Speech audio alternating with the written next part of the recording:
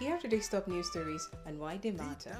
South African President Cyril Ramaphosa and US President Donald Trump are scheduled for another meeting on the sidelines of the G7 summit in Alberta, Canada. Monday's planned meeting will be a follow-up to their meeting last month at the Oval Office in the White House in Washington, D.C. What could be on the agenda? Discussions are expected to focus on revitalizing US-South Africa trade ties and safeguarding the Africa Growth and Opportunity Act ahead of its September expiry. Why is this significant? A constructive outcome could secure access to AGOA for thousands of South African exporters. However, Trump's America First stance and looming US tariffs add tension.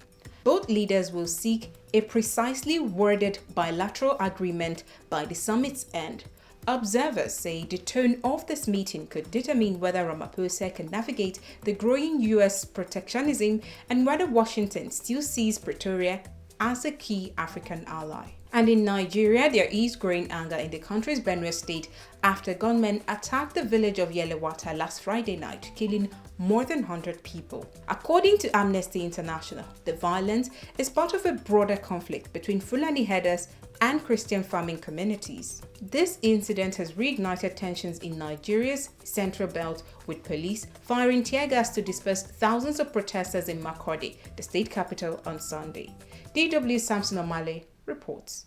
Tensions remain high in Makurdi after police used tear gas to disperse demonstrators demanding justice for victims of last week's deadly attack in Yelewata village. Protesters say their march was peaceful until security forces moved in.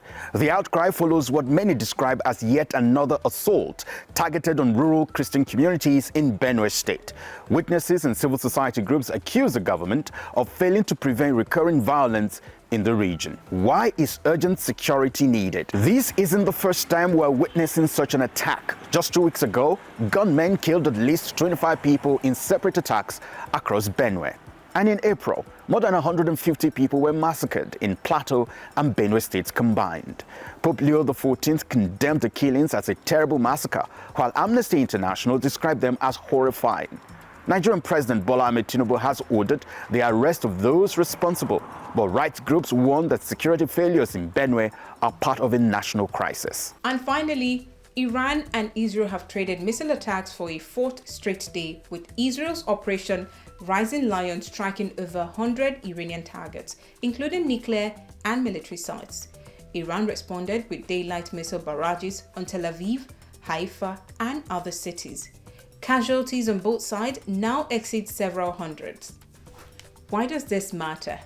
This is the most direct military confrontation between Iran and Israel in decades. The escalation threatens wider regional instability and has already rattled global energy markets. Emergency G7 talks are underway, but hopes for de-escalation remains slim as both sides show no signs of backing down. And that's all we've had time for today. Are you interested in constructive analysis of news happenings? Just hit the subscribe button, like and comment on the stories we highlight. DW Africa is our channel's name, and I'm Chinaza Samuel.